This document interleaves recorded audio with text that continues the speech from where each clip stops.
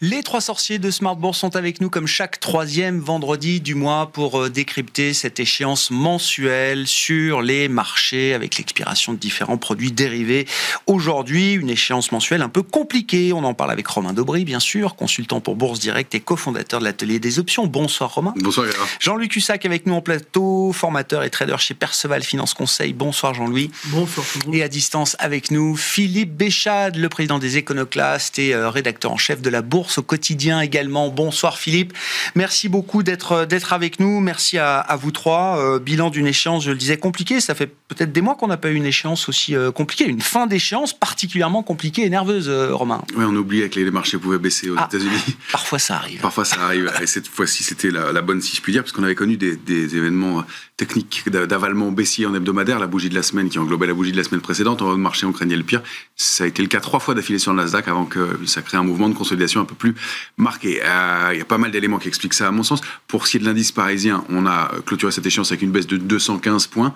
On compense à 7985,10 points, de un peu plus de 2,5%. C'était un moindre mal. On préserve des niveaux pour l'instant techniques. À Wall Street, c'est un peu différent. On a vu cet excès aussi, à mon sens, se former, ce petit coup alors je vais employer le mot d'euphorie, mais il est modéré. Le d'euphorie de court terme se crée il y a quelques semaines où on a vu l'indice Nasdaq progresser de 2000 points et de 8% en 10 jours, en laissant ouvert 5 gaps d'affilée dans une période qui précédait la réunion de la Fed et les débuts des résultats trimestriels. C'était fin octobre, c'est ça, les derniers tops de marché aux US et sur les dernières séances d'octobre, c'est ça. Exactement. Et donc avant cette série de rendez-vous qui était quand même majeure, on voyait un petit coup de joie, on peut dire, de la part des opérateurs en haut de marché qui pouvait laisser un peu de doute. Ça a créé cet excès un petit peu avec un ratio put-call qui était assez bas et un marché qui était un peu vulnérable au moment de cette publication. Finalement, on s'en sort pas trop mal. La saison des publications est plutôt bonne, mais moi, je vois de plusieurs aspects. Il y a le côté déception quant à la baisse des taux à venir. On s'attendait vraiment à plus de 90% à cette baisse de taux pour le mois de décembre. Le consensus est largement tourné compte tenu des éléments récents. Le manque de visibilité concernant la macroéconomie, bien sûr, joue aussi sur la crainte. Puis l'année a été bonne, donc on prend du bénéfice, on encaisse. Ça, je pense que c'est un autre critère.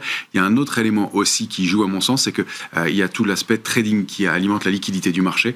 Quand les traders ont fait de bonnes années, de bonnes performances, on leur donne pour consigne, fin octobre en général, de lever le pied, de ce qu'on appelle fermer les books, c'est-à-dire de travailler avec des positions qui sont insignifiantes par rapport au reste de l'année, de plus prendre de risques. En fait, les performances sont faites, donc ils sont toujours là, mais le marché est plus creux, et on le voit, on a eu de jolis contre-pieds, jolis, je sais pas si c'est le terme, en tout cas d'importants contre-pieds sur le marché, sur fond un peu baissier, encore une fois, et puis dans un contexte qui était un peu plus retour à la réalité que ça n'était. Donc c'est pour l'instant un mouvement de consolidation qui se fait plutôt en bon ordre.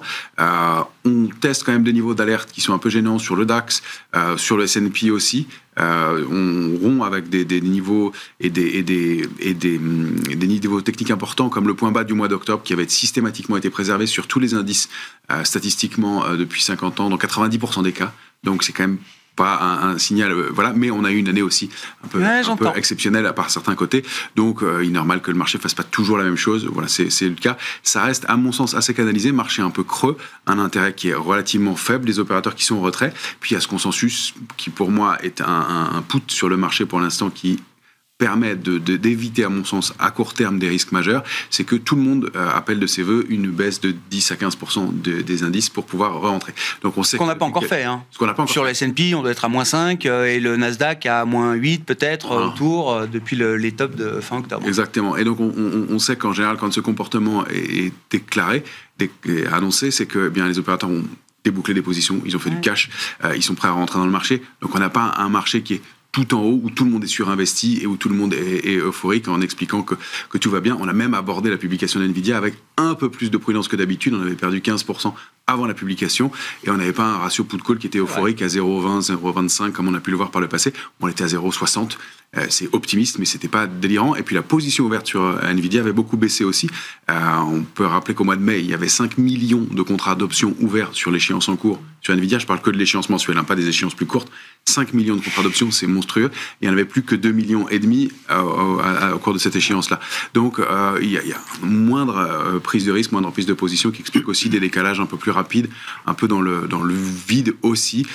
Et puis, à un moment, un marché qui temporise un peu après un parcours qui était quand même intéressant. Donc, ça reste quand même relativement ordonné à ce stade. Ça reste ordonné, c'est plutôt même sain, puisqu'on se pose la question, et ça aussi, c'est un élément intéressant. La séance d'hier, qu'on corrige, je comprends. Après, c'est vrai que quand on voit le schéma d'une séance comme celle d'hier, j'ai du mal à imaginer que ce soit sain. Alors oui, pour moi, c'est pour ça que j'essaie de relativiser. On approche de l'échéance des marchés dérivés. Ouais. Donc il y a l'aspect technique et contre-pied qui peut jouer. Il y avait ce gap baissier laissé sur le VIX qui était un signal d'appel. C'est pas toujours comblé dans la journée, mais c'est en général comblé assez rapidement. Et il ne reste sur le VIX que le gap du mois d'avril dernier qui reste ouvert pour l'instant. Donc il y a ça aussi. Il y a l'aspect marché plus creux. Et puis effectivement des positions peut-être un peu plus spéculatives à la baisse pour l'instant dans le contexte de marché où on joue un peu les contre-pieds. Ce qu'on peut dire aussi, c'est qu'en termes de comportement, il n'y a pas une journée où on n'évoque pas le fait qu'il n'y ait pas une bulle sur le terrain en ce moment. Ça, c'est sûr. Ça me rassure un peu. Tant qu'on est dans ce narratif, je pense que les choses s'éloignent. Tant qu'on s'inquiète d'une bulle, c'est qu'elle peut continuer de gonfler. Quoi. Exactement. C'est un peu ça, c'est un autre critère. Maintenant, ce qu'on va voir et ce qui va être intéressant, c'est dans quelle proportion. On va essayer d'en parler ensemble. Dans quelle proportion on peut s'arrêter ou continuer à consolider un petit peu. Mais je ne pense pas que ce sera 10. Ça peut être un petit peu plus, mais pas 10 ou 15. Puisque c'est ce que tout le monde attend. Donc si c'est le cas, c'est beaucoup plus grave. Mais je pense qu'on arrive rarement à ces niveaux-là. C'est la nature du rebond qu'on pourra observer ensuite qui va être très intéressante. Est-ce que ça va être un fameux rebond du chat mort où on va remonter sans volume, sans intérêt, sans soutien? Et là, on pourra se dire qu'on était au début d'une phase de distribution et que c'est plus grave. Pour l'instant, on a des éléments qui montrent qu'il y a quand même eu un vrai coup d'arrêt dans la tendance. Ça, c'est sûr sur les indices américains. Des prises de bénéfices avec du volume. On ne va pas aller refaire des tops immédiatement, sauf surprise de Donald Trump. Mais sinon, je ne vois pas. Ouais. Bon, simple épisode de volatilité, respiration légitime, prise de profit nécessaire aussi au terme d'une année solide en termes de performance, ou est-ce qu'il y a les germes d'un possible retournement de tendance dans ce qui se passe là ces dernières heures notamment, Jean-Louis? Alors oui à tout. Oui à tout. Pour l'instant, il n'y a pas de retournement. Tout est sur la table. Oui, et c'est un moment, si vous voulez, où on peut se dire, écoutez, il n'y a pas de quoi prendre d'initiative immédiate. Il y avait des choses à faire ces derniers temps, notamment se protéger. Je crois que je l'ai écrit tous les jours. Protégez-vous, etc. La volatilité implicite n'est pas si élevée que ça. Elle était à 13, 14. Elle n'était pas si élevée par rapport aux enjeux, par rapport...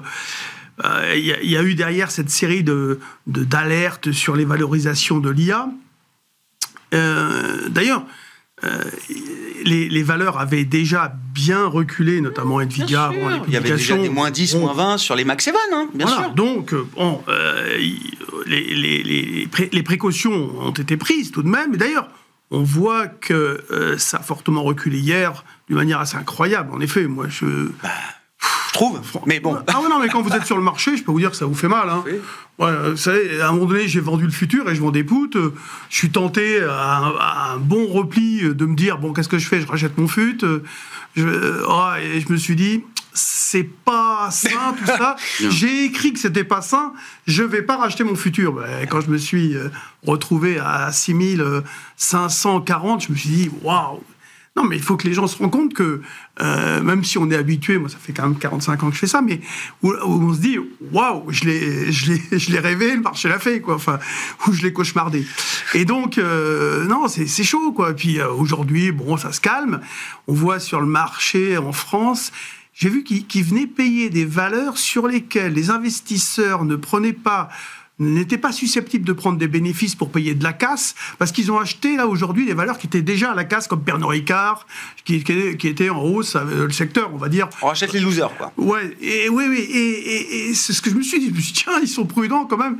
Ils y vont doucement. Bon, le luxe, là, a été encore dégradé. Il y a eu plutôt... Enfin, dégradé, c'est pas vendé, hein, c'est neutre, on va dire. Il y a pas de... On peut dire que les indices européens offre des perspectives moins risquées. C'est pour ça que moi j'avais fait aussi cet arbitrage. On suit nettement moins la baisse de Wall Street que ce qu'on a vu en Asie, par exemple, ce matin. Oui. Plus de tech sur les indices asiatiques, Kospi, Taïwan, etc. Donc, mais en Europe, on va finir flat, quoi. Oui, non, mais c'est pour ça que dans cet esprit, moi j'avais dit, je vends... Enfin, si je dois investir, je ne vais pas investir aux États-Unis. À la limite, je peux même vendre les États-Unis et acheter l'Europe. Bon, là, on est repassé dans un arbitrage favorable qui n'a pas été fantastique au départ, mais bon, on est prêt à tout entendre, à tout... Enfin, est-ce que le marché américain est déjà survendu ou pas du tout? Non, il est pas survendu. Non, mais c'est une question. Hein. En fait, les attentes sont tellement exigeantes que la moindre contrariété... Alors après, on cherche des excuses, hein, toujours pareil. C'est ex-post, on cherche des explications. Oui. Voilà, alors, le shutdown... Palantir avait déjà été un petit signal aussi, hein, un résultat spectaculaire et un titre qui perd, je crois, 8% sur la séance.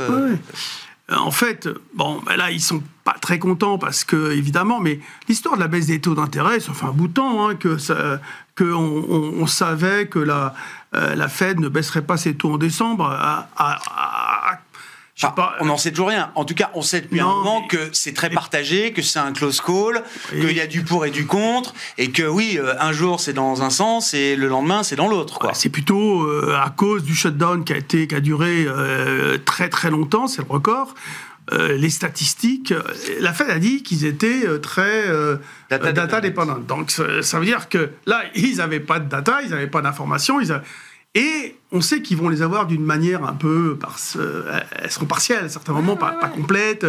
Et ils ne peuvent pas prendre de décision. Enfin, je veux dire, ils ne sont pas dans une situation où ils peuvent trancher très clairement et faire basculer les indécis, dans un sens comme dans l'autre. Donc ça ne plaît pas, ok. Et après, il y a eu... tout le système qui tient sur des choses parfois un peu le financement par le fournisseur, hein, tous les échanges qu'il y a eu, c'est quand même dangereux, les gens y pensent. On suit ça depuis des semaines, des mois, chaque deal. Jusqu'au moment où... non, mais ça ne veut pas dire que ça présente pas de risque. risque. Ça aussi, le côté circulaire est très monitoré, on va dire. C'est inquiétant. Mais oui. C'est inquiétant. Voilà, donc il y a des menaces diverses et variées. Donc les investisseurs, il est normal que de toute façon dans un repli comme celui-ci, tout le monde va dans le même sens au même moment parce qu'on a beaucoup de spéculateurs présents sur le marché américain. Tu l'as dit avec les options, on voit les enjeux qu'il y a sur les options à très court terme qui sont très importants. Hier, dans le repli, vous avez une gestion de delta qui est, du gamma des positions globales qu'ils peuvent avoir les arbitragistes qui est très impactante.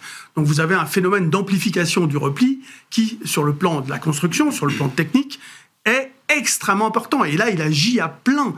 C'est-à-dire, quand ça baisse, il faut vendre. Et entre ceux qui doivent vendre parce que ça baisse et les spéculateurs qui vendent parce qu'ils n'ont plus le choix, ça fait du monde qui vend, quoi. Et ça fait un gros mouvement qui est assez violent. Philippe, votre bilan de cette échéance et puis la radioscopie aussi de la séance d'hier, qui est peut-être une séance clé quand même de cette fin d'année.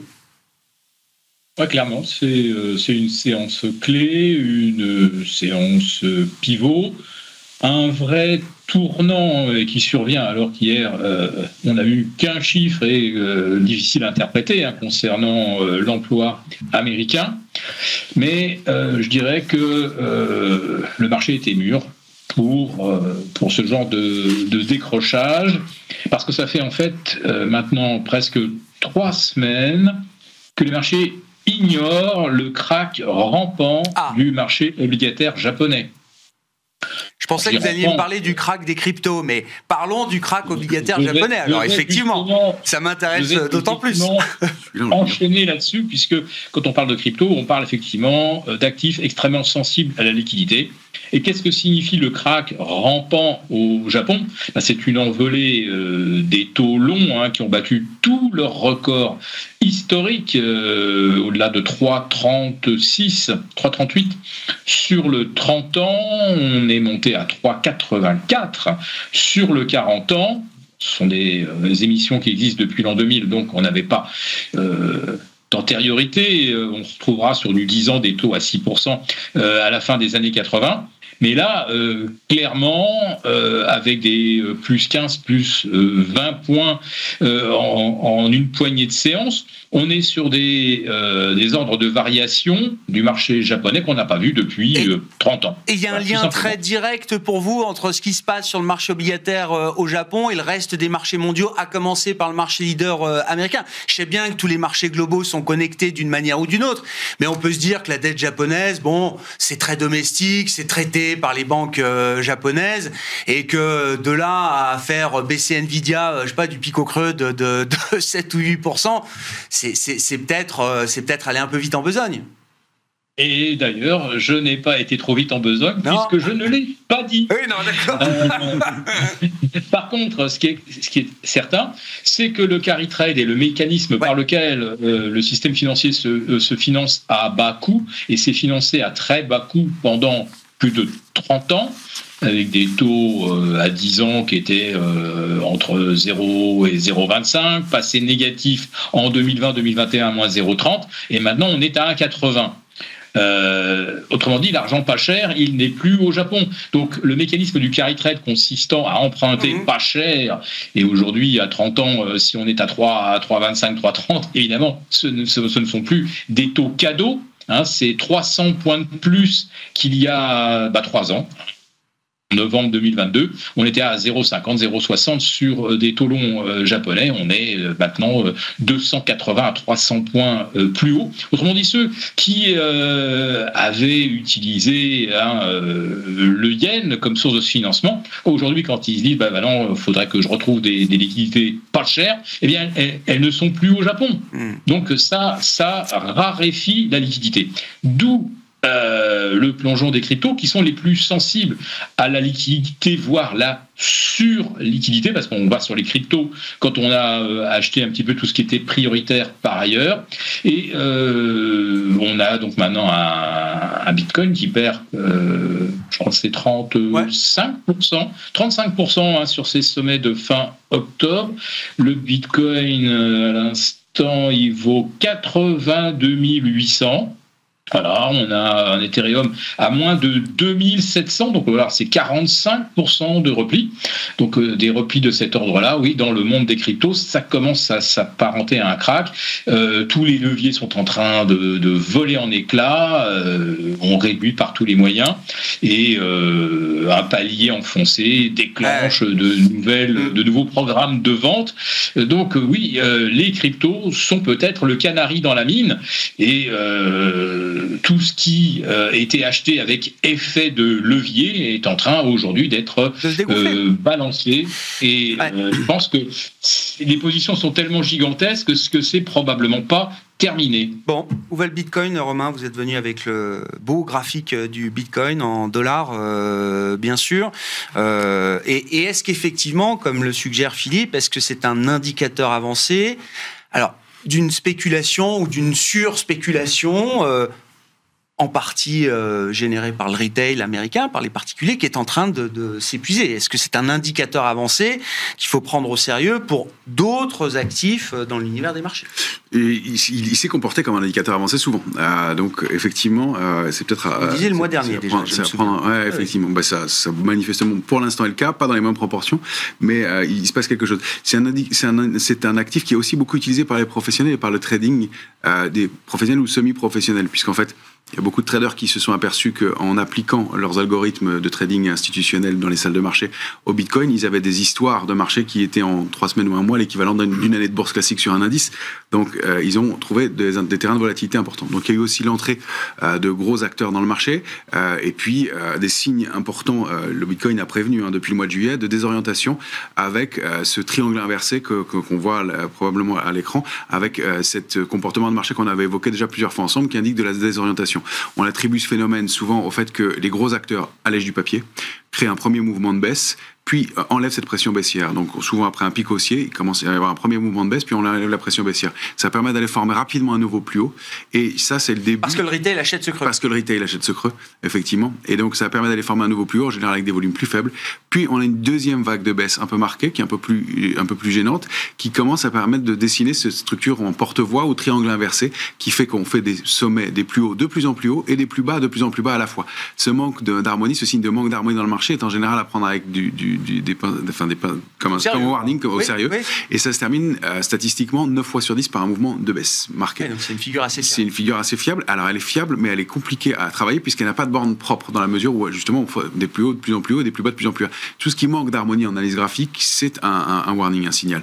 Donc là c'est le cas, et en général on rebondit une 5e fois avec un volume modeste et avant d'avoir un pic baissier qui est une accélération baissière. Donc c'était vraiment le cas et le schéma typique. Pour trouver des niveaux cibles, eh bien, ce qu'on fait, c'est qu'on prend les ranges dans lesquels on évoluait précédemment, et le range d'avant, c'était 104 700, 123 540. Rompu par le bas, ça donnait 86 400. Et le gros support autour de ce niveau-là, c'était 82 500. Donc c'est là, maintenant, aujourd'hui. On s'est arrêté sur cette zone de prix pour l'instant. Donc, savoir si ça va s'arrêter là, c'est difficile de le dire. Il y a quand même du volume, il y a quand même un mouvement qui est assez brutal. Il y a un changement de comportement, et on sait, grâce à cette structure, que ce sont des gros acteurs du marché qui sont sortis pour l'instant. Donc, on arrive sur des niveaux clés. Il va falloir préserver un niveau important, c'est 71 000. Et en dessous, le gros support suivant, c'est 58 800. 71 000, c'est pas n'importe quel niveau, parce que c'est le niveau à partir duquel les mineurs sont encore rentable. Donc c'est un niveau qui n'a jamais dans l'histoire du Bitcoin été enfoncé. Donc pas le niveau de 71 000, mais le niveau de rentabilité des mineurs. Donc ça peut être un point vraiment clé aussi sur ce marché-là. Pour l'instant, on arrête de baisser sur ce niveau-là, mais c'est très récent, de 82 500, 86 400. Donc il va falloir voir le comportement du Bitcoin sur ces prix-là, sur ces niveaux-là. Sinon, on peut assez rapidement doubler le score à la baisse, comme on l'indiquait. Ouais. Il est où le buy the dip là ? Enfin, il est où le retail qui achète tous les creux de marché? Pas depuis 2 mois, pas depuis 3 mois, depuis des années maintenant, peut-être même depuis Covid 2020. Le retail était en première ligne pour acheter le creux de marché de 2022. Le retail était en première ligne pour acheter le creux de marché de Liberation Day en 2000, cette année, avec Trump. À moins 30, moins 40 sur les cryptos, visiblement, on ne se précipite pas pour racheter. Nvidia est encore en baisse, là, aujourd'hui. Pareil, le Nasdaq a du mal, là aussi, en cette fin de semaine, à se remettre de la séance d'hier. Parce que la situation est très complexe, et la séance d'hier le montre très bien, l'illustre très bien. C'est pas que c'est mauvais, c'est pas que c'est bon. C'était complexe. C'est que c'est compliqué aussi quand même. Mais là, quand il sort sa pancarte Liberation Day, c'était quand même complexe. Pour autant, le retail, comme d'un seul homme ou comme une armée, s'est rué sur le creux pour acheter. Ouais. Non, mais je me souviens très bien des discussions qu'on avait en avril quand même. Le monde était complexe en avril aussi. Oui, mais il réagissait à la parole de Trump. Là, il dit rien en ce moment. Trump avait dit d'acheter. Trump disait... n'a pas dit d'acheter. Non, mais c'est vrai. Ah, non, mais oui, je sais. C'est ce que je viens de dire. Donc, il réagissait à des annonces précises. On fait pas, les taxes, les machins, les trucs, on reporte. Bon, là, c'est autre chose. Et vous avez des acteurs divers. Et donc, moi, si le Bitcoin est un éclaireur, moi, j'ai 74 700 comme objectif. Donc, c'est bien, c'est pas les mêmes que Romain. Et ça veut dire qu'il y a encore moins 7% par rapport au plus bas qu'on a fait ce matin. Donc, il y a encore des possibilités. Donc, vous avez tout un tas d'acteurs qui sont fragilisés. Et de toute façon, si on n'a pas quelqu'un qui dit « faut acheter », comme Trump l'a fait au mois d'avril ou à plusieurs reprises, eh bien, il faut plusieurs jours de stabilité, un petit peu de retour au calme, avant que l'on puisse se dire, bon, là... Alors, la stabilité, elle peut être nerveuse, mais au moins que ça s'arrête de baisser, ou que ça freine dans la baisse. On n'enfonce pas de nouveaux planchers. On voit qu'il y a un appétit pour des valeurs comme l'IA et d'autres. Mais pour l'instant, on voit rien. On voit rien, et encore une fois, vraiment, je vous assure que pour prendre des décisions, c'est complexe. Parce qu'il y a du pour, du contre et du bien au contraire. Donc, à la fin, qu'est-ce qu'on fait ? On fait rien, quoi, tout simplement. Et moi, je comprends que les gérants, aujourd'hui, se disent... Bon, et il a raison, Romain, quand il dit que quand on a fait une bonne année, on va arriver vers la fin... On n'a pas envie de tout vendanger en 2 semaines de Oui, donc on essaye de botter un peu en touche. L'IA a été tellement puissante, tellement concentrée, que quand on est benchmarké, c'est toujours le problème. Non, mais s'ils sont en retard, c'est qu'ils avaient un biais à ne pas acheter. C'est pas maintenant qu'il faut faire. C'est que la gestion benchmarkée, vous le savez aussi bien que moi, c'est très compliqué. Et suivre un benchmark aujourd'hui, quand en plus tout est concentré sur quelques valeurs. Donc il y a quand même des gérants très bons qui peuvent être aussi en retard par rapport à des performances indicielles qui sont spectaculaires cette année. Oui, mais c'est les gens qui sont en retard sur une gestion quand même un petit peu discrétionnaire quand même, c'est parce qu'ils y croyaient pas. Et aujourd'hui, si le marché leur dit qu'ils sont en train d'avoir raison, ils vont pas y aller non plus. Donc voilà, aujourd'hui, il y a tout pour ne pas y aller. C'est tout. C'est pas je vous dis pas qu'il faut vendre, je vous dis pas qu'il faut acheter. Moi, prenez des vacances, quoi. Non, mais c'est difficile parce qu'il y a des moments où on est capable, à tort ou à raison, on peut dire je vends. Ok, parce que je n'y crois pas pour différentes raisons. Et il y a des moments où on ne peut pas, où on dit bon, ok, on vient de perdre 300-400 points pratiquement sur le marché, sur la SP500. Bon, ça reste raisonnable, mais la séance d'aujourd'hui, elle me fait un peu peur. Avec le vendredi soir, le week-end. Semaine très écourtée la semaine prochaine aux États-Unis. Hein. Il y a un peu plus de 3 séances de bourse, mais ça aussi, il y a 3 séances de bourse pleines. Et une nouvelle échéance des marchés dérivés. Non, mais ça, c'est l'Europe, enfin, c'est le CAC 40, c'est tout. Oui, on s'en fiche. Non, le CAC 40, l'échéance, il n'y a plus rien. L'échéance sur les futurs américains, c'est les trimestriels. Donc, et l'Eurostoxx également. D'ailleurs, l'Eurostoxx et le CAC n'envoient pas de signal de retournement. Le marché américain, sous 6570, il y a un biais de neutralité quand même. Moi, en tout cas, ce matin, c'est ce que j'ai dit. On n'achète que sur des signaux techniques, ou on vend sur... Il vaut mieux être hyper technique que d'anticiper la poursuite d'un mouvement, puisque le mouvement, il est remis en cause. Donc on y va doucement, c'est tout. Et voilà, il va falloir attendre, en effet, d'avoir des... Mais le problème, c'est que ça va encore être extrêmement violent. Dès qu'on va y voir un peu plus clair, dès que la Fed, on aura l'idée qu'elle va baisser ses taux au mois de janvier, ça va être anticipé violemment, etc. Il y a beaucoup de statistiques qui arrivent la semaine prochaine, quand bien même elles seront encore partielles, quand bien même on n'aura plus de rapport sur l'emploi avant la décision de la Fed. Il y a encore du grain à moudre de ce point de vue-là. D'ailleurs, Philippe, est-ce qu'une prise de parole comme celle du patron de la Fed, John Williams, aujourd'hui, qui fait remonter quand même substantiellement la probabilité de baisse de taux de la Fed en décembre, on sent que c'est un close call, on sent qu'il y en a des deux côtés au sein du board et du FOMC, et que la bataille fait rage, etc. Néanmoins, c'est quand même une Fed qui a commencé à rebaisser ses taux en septembre, qui a suivi sur la réunion d'octobre. C'est vrai qu'il y a aussi l'idée d'être à un moment un peu cohérent avec ce qu'on fait, et que s'arrêter au bout de 2 baisses de taux quand on a enclenché un mouvement d'ajustement, ça peut paraître bizarre. Bref, est-ce qu'une prise de parole comme celle du patron de la Fed de New York aujourd'hui peut permettre de venir stabiliser un peu les marchés? Est-ce que ça suffit, ou est-ce que non, on est dans autre chose? Je pense que la principale préoccupation de la Fed, c'est de faire que les marchés ne s'effondrent pas. Ce qui reste de consommation et qui est tenu par les 10% les plus riches, qui représentent plus de 49% de l'argent dépensé aux États-Unis, tout repose sur l'effet richesse. Quant à ceux qui ont des retraites cumulées durant toute leur carrière, si du jour au lendemain ils perdent 20-25% sur la valeur de cet encours, ils vont évidemment moins consommer. Donc, que la Fed a tenté de faire, à mon avis, c'est avec les 4 prises de parole qu'on a eues consécutivement, où il disait baisser les taux en décembre, c'est peut-être un peu prématuré, on n'est pas sûr d'avoir bien ancré l'inflation. Je pense que c'était peut-être pour tempérer Wall Street, son euphorie, éviter qu'on rentre dans une bulle qui pourrait éclater, qui serait incontrôlable, sans oublier donc que l'effet richesse produit par la hausse de Wall Street a évidemment des conséquences inflationnistes, dans la mesure où les gens sont très incités, enfin ceux qui en ont les moyens, les plus riches sont très incités à consommer. Bon, là, ça commence à devenir un petit peu chaud. La séance de jeudi, on l'a suffisamment commenté. C'est quelque chose comme qui survient rarement à la veille d'une échéance mensuelle. On a été habitué cette année pratiquement, sauf peut-être avril, à avoir des fins d'échéance qui se terminent bien, voire très très bien. Là, d'un seul coup, gros coup de froid. Donc là, cette déclaration de M. Williams, on sait que c'est une colombe. Donc on ne s'attendait pas de toute façon à ce qu'il dise d'autre chose, parce qu'il dit toujours la même chose, il est toujours en faveur des baisses de taux. Donc là, tout va bien, on est en terrain connu. La prudence de Wall Street démontre que là, on se dit, ouais, peut-être qu'ils peuvent rebaisser une 3e fois les taux, mais c'est déjà ce qu'on avait intégré dans les cours au 29 octobre dernier, quand le Nasdaq 100 était à 26 000. Et le Nasdaq 100 aujourd'hui vient de toucher un point très intéressant. Je ne sais pas si Romain a le graphique sous les yeux. Mais on a le graphique du Nasdaq 100, oui, on peut l'afficher en même temps, oui. 23 900, et là on est sur le sommet de la mi-août.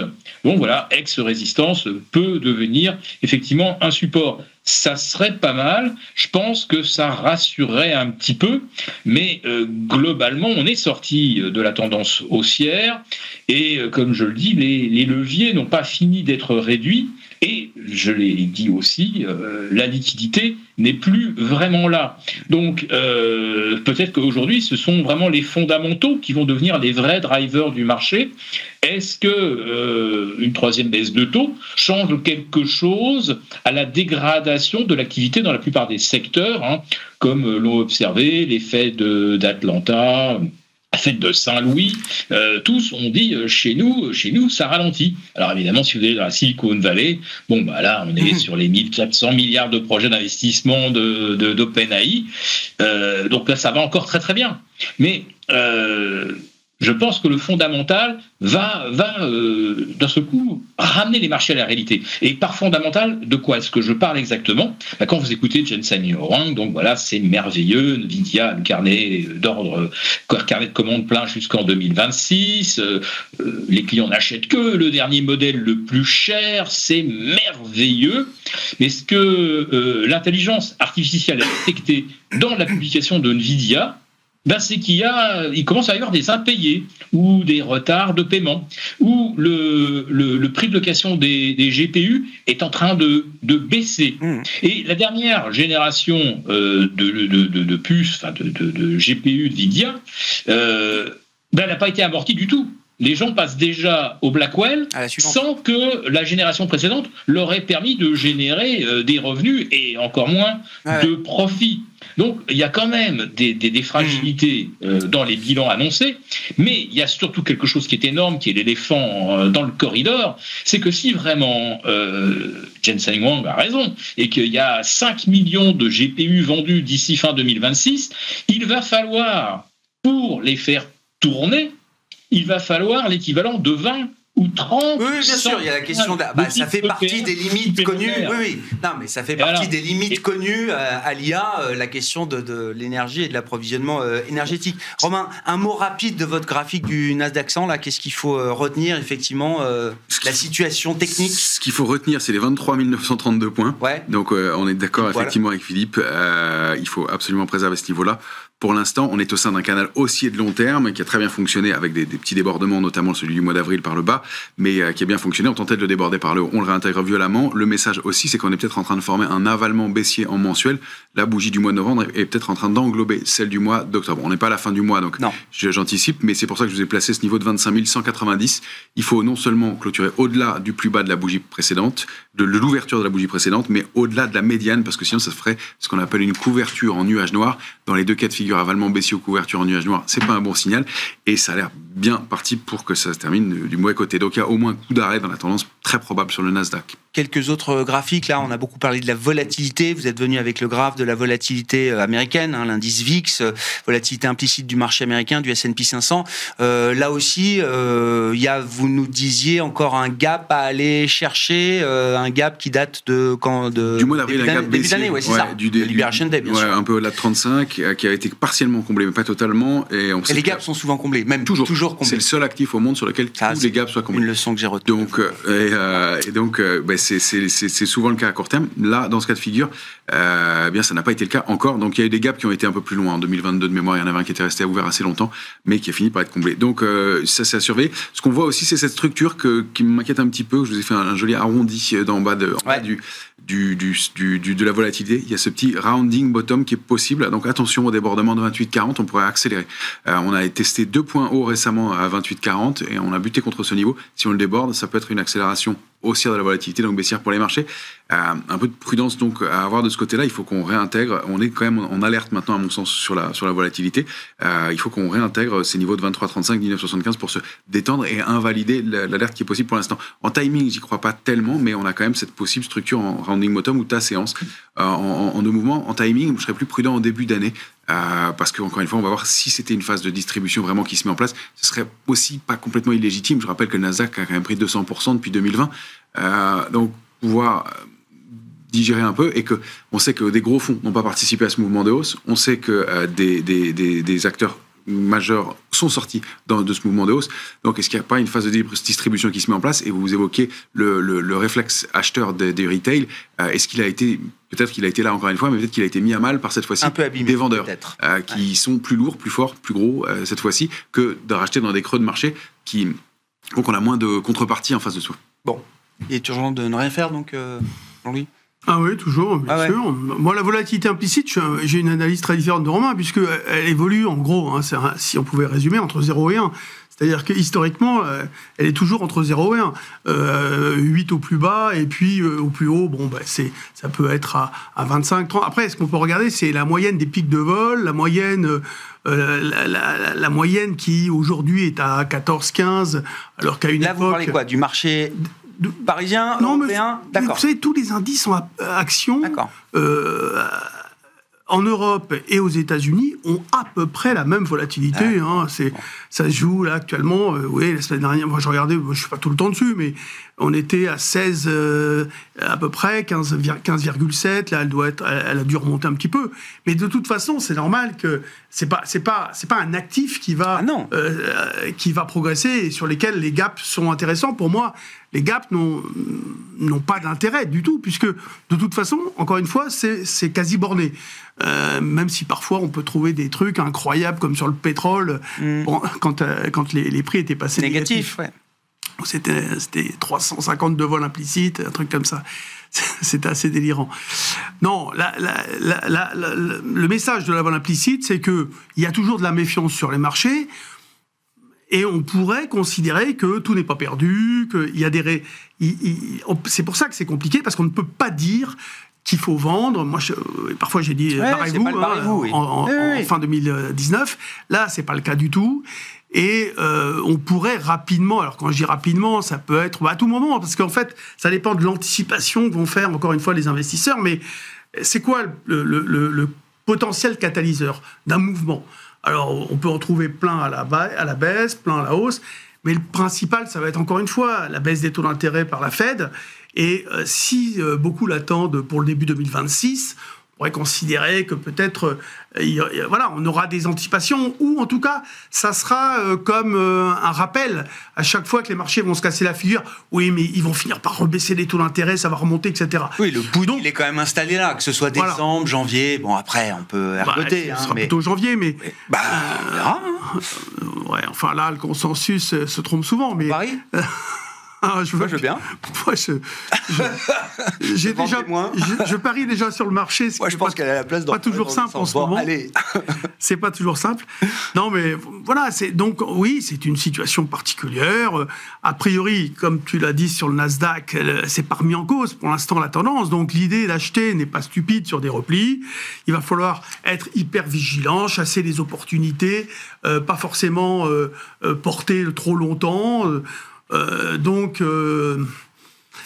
Si un investisseur me dit, moi, temps mort, je vous laisse, on se donne rendez-vous vers le 10 janvier, je dis, oui, c'est un comportement extrêmement... rationnel. Ouais, c'est ça. Voilà, responsable. Savoir acheter, savoir vendre et savoir s'arrêter. Voilà. Bon. Et voilà. Et donc là, on est dans une phase où moi, je vais peut-être pas arrêter parce que j'essaye de faire des positions combinées, options, futures, etc. Mais sincèrement, parfois, on se dit, waouh, tout ça pour pas grand-chose à la fin.